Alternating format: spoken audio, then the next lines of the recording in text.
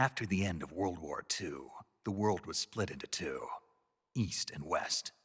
This marked the beginning of the era called the Cold War.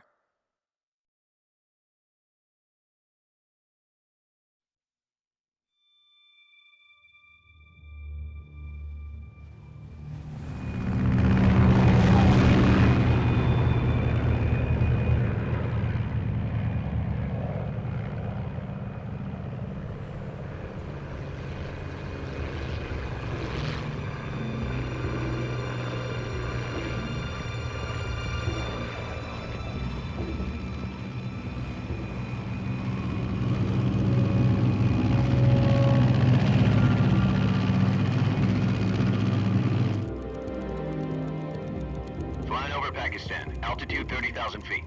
Approaching Soviet airspace. 20 minutes to drop off. Commencing internal depressurization. Equipment check. Arm main parachute. All right. You ready to go? Drop zone still showing a high pressure mess. Cav okay. Good. We've got high visibility.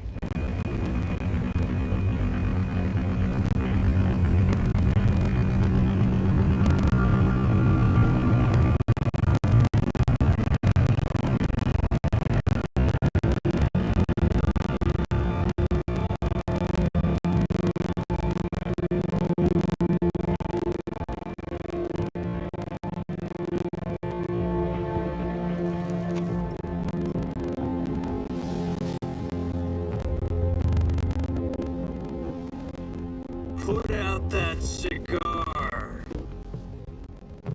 Connecting oxygen hose to interior connector.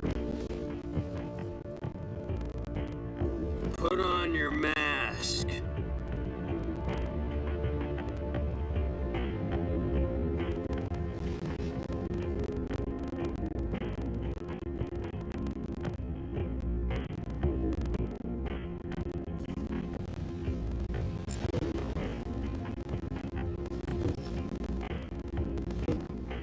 Does this panty waste know what he's doing?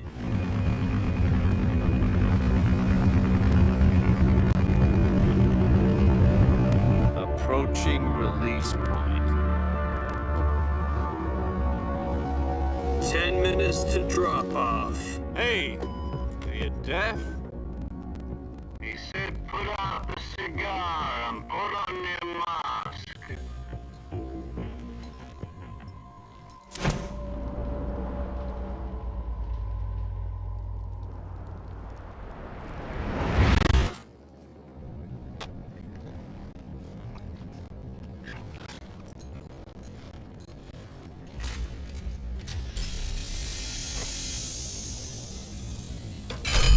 Depressurization complete. Checking oxygen supply. 6 minutes to drop off. Opening rear hatch.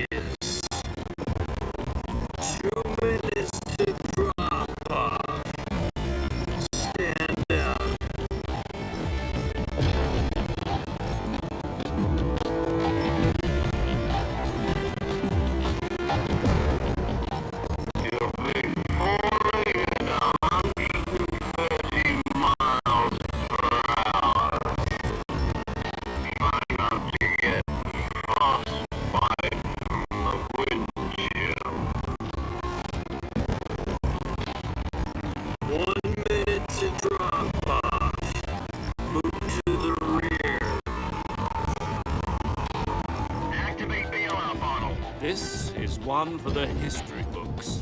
The world's first halo jump. 10 seconds to drop off. Stand by.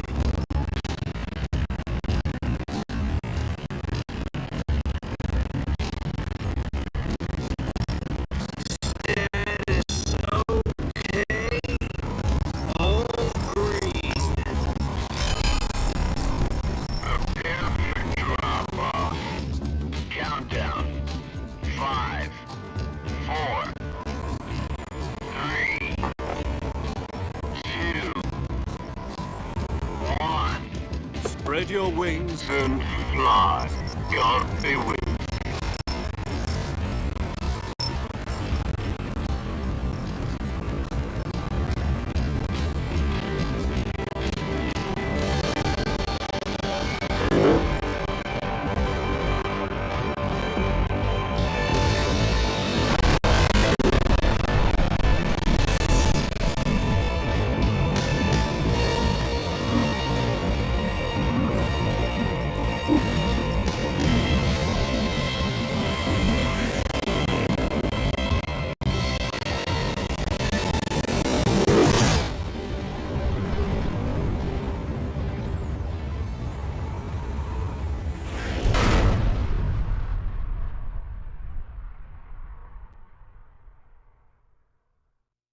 Jack, I've got some important news.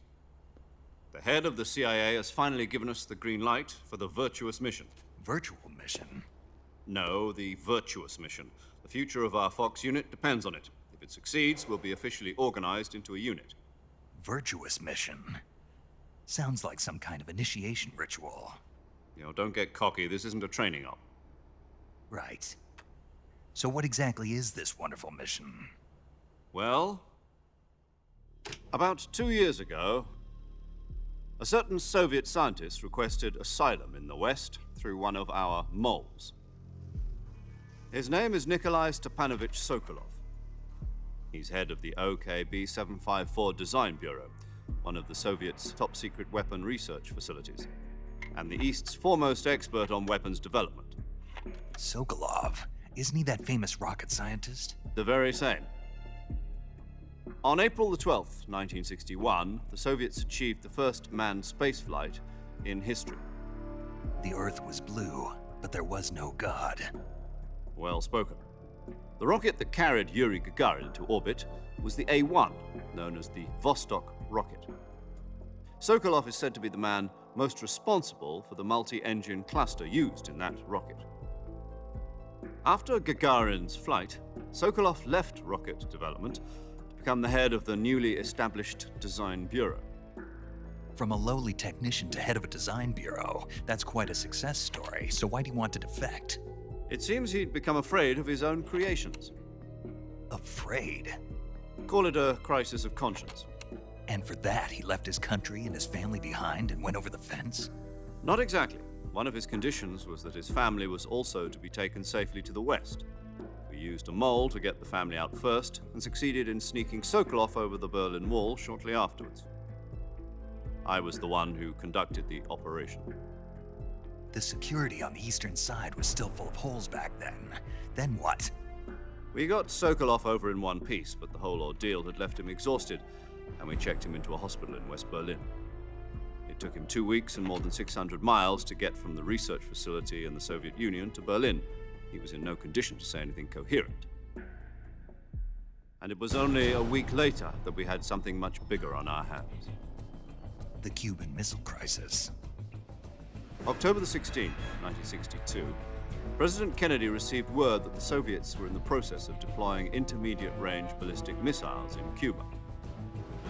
The President demanded that the Soviets dismantle and remove the missiles. At the same time, he announced a naval blockade to prevent further missile shipments from reaching Cuba.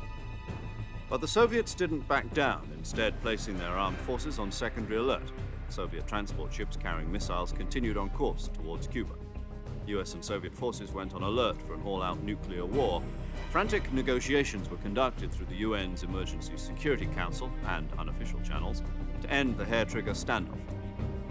Finally, on October the 28th, the Soviet Union agreed to remove its missiles from Cuba, and so the world avoided a nuclear holocaust. But in order to get the Soviets to pull their missiles out, we had to make a deal. You mean the one where the US agreed to remove its IRBMs from Turkey? No. The Jupiter IRBMs deployed in Turkey were obsolete, and we were going to get rid of them anyway. They had no strategic value whatsoever to either the US or the Russians. The Turkey deal was a ruse, a cover story that was fed to the other intelligence agencies around the world. So what did the Russians really want? Sokolov. They wanted us to return Sokolov.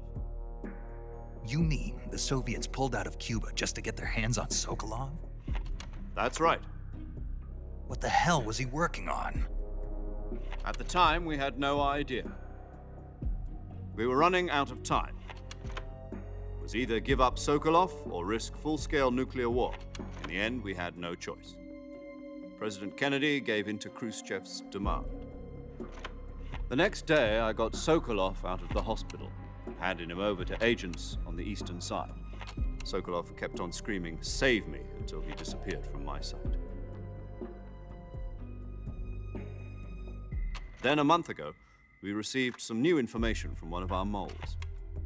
About Sokolov? Yes. He was taken back to the research facility and forced to continue working on the weapon in question under KGB supervision. What's more, it's on the verge of completion. So what kind of weapon is it? Something to do with space rockets? No, missiles. Same technology. I guess you're right. We don't know the details, but it appears to be a new kind of nuclear device. For half a year now, the Soviets have been conducting frequent nuclear tests at Semipalatinsk. Something to do with the weapon, I assume. We're talking about a secret weapon so big that Khrushchev was ready to pull out of Cuba to get it back. Is Sokolov still in the facility? No. According to our intelligence, he's in Selinoyarsk, a place in the mountains about 3 miles to the west that's known as the Virgin Cliffs. The Virgin Cliffs. Nice name for a virtuous mission. They moved him there just recently. Why? Apparently, they're conducting a field test of the weapon, but it's our best chance to get him back. This mission would never have been possible if he was still in the research facility. This is our last chance. Sokolov must have known that too when he contacted us.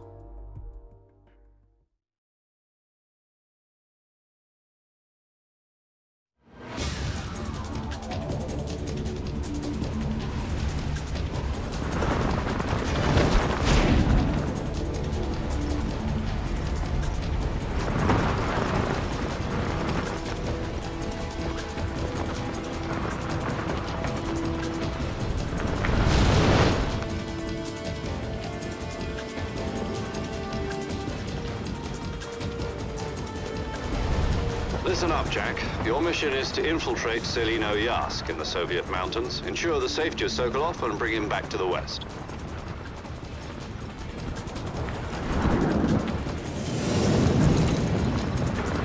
If we don't get Sokolov back before that weapon is complete, we'll be facing a major crisis. The clock is ticking.